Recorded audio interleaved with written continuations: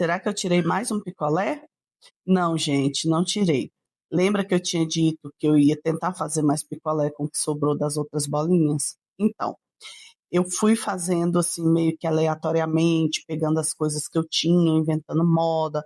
Peguei aquelas bolinhas da pintura de diamante, peguei resina da bolinha de plantinha, enfim, fui inventando moda mesmo, fazendo tudo aleatoriamente. Os palitinhos, eu quebrei a ponta daqueles palitos de petisco, sabe? Eu achei que ficou bem mais bonitinho. E aí fui colocar na geladeira, na luz UV. Gente, mas a geladeira estava cheia, tive que tirar tudo para poder caber, sabe? Aí eu coloquei e depois eu vou mostrar para vocês o resultado.